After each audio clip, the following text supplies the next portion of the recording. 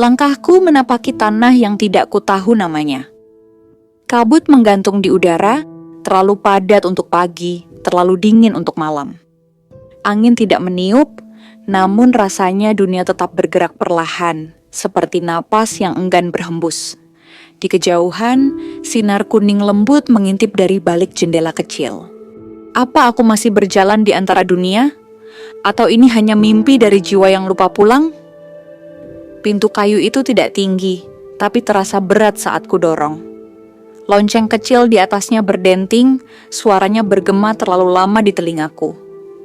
Ruangan di dalam hangat, dindingnya coklat tua, lantainya kayu yang sudah tergores usia. Ada 5 meja saja, cukup untuk mengingatkan bahwa ini bukan tempat ramai. Ini tempat untuk yang ingin diam. Aku memilih tempat di sudut ruangan, tempat yang sama seperti sebelumnya. Cahaya lampu gantung bergoyang pelan, menciptakan bayangan lembut di langit-langit. Di sudut ruangan ada tanaman merambat, warnanya hijau tua, kontras dengan dinding coklat yang mengelilinginya. Aroma daging dan rempah hangat menyusup ke dalam napasku, menusuk hingga ke masa lalu. Aroma ini, malam terakhir di rumah O'Donnell. Dapur di sisi kiri restoran memanjang, terbuka. Di balik nyala api dan uap, dia berdiri di sana, pria itu. Tangannya tenang, tidak terburu-buru, seolah waktu tunduk pada irama pisaunya. Ia tidak melihatku, tapi aku tahu ia menyadari keberadaanku. Aku pernah menjadi suara terakhir yang didengar seseorang. Lagu dukaku menggema di ladang-ladang sebuah negeri, membawa kabar kematian pada keluarga yang tak siap.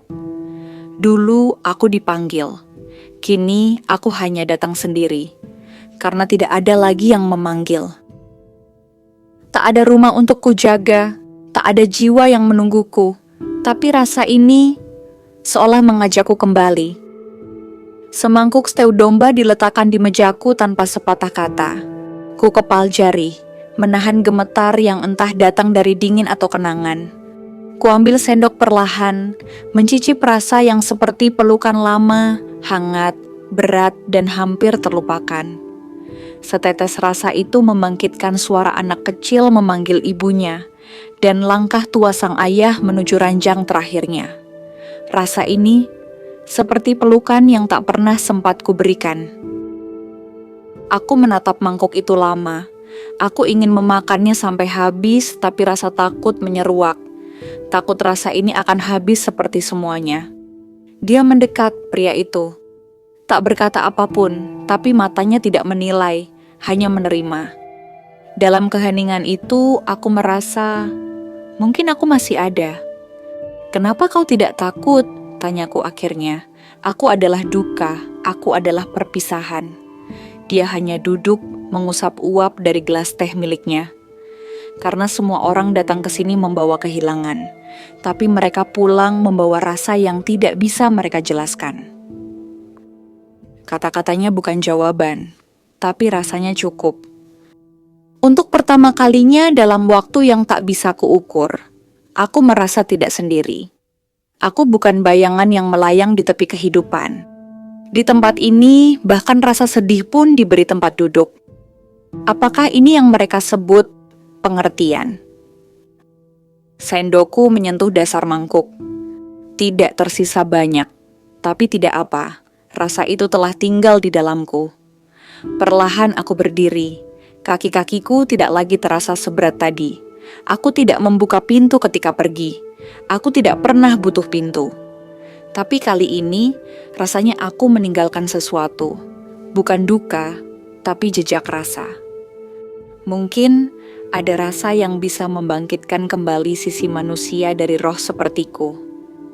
Dari balik dapur, pegawai perempuan itu menyibak tirai kain yang memisahkan area masak dan ruang depan. Wajahnya masih muda, tapi matanya penuh kelelahan bijak. "Kau yakin dia akan datang lagi?" tanyanya setengah berbisik. Sang koki tidak menoleh. Ia hanya membersihkan papan potongnya dengan kain lembab, lalu menjawab pelan, "Mereka yang datang ke sini tak pernah benar-benar pergi." Pegawai itu terdiam sejenak, lalu melangkah mundur. Di luar, kabut mulai menipis tapi tidak benar-benar hilang. Seakan dunia tahu masih ada yang belum selesai. Angin tiba-tiba berdesir lewat celah pintu yang sedikit terbuka. Di antara tiupan halus itu, terdengar suara lirih, nyaris tak terdengar. Bukan aku, tapi mereka akan datang berikutnya. Namun tidak semuanya membawa duka. Sang koki menoleh perlahan ke arah jendela. Di kejauhan, cahaya lain bergetar di balik kabut. Bukan kuning hangat, tapi biru kebiruan, dingin, tenang, dan asing. Ia menggenggam pisau yang baru saja dibersihkannya. "Bersiaplah," bisiknya.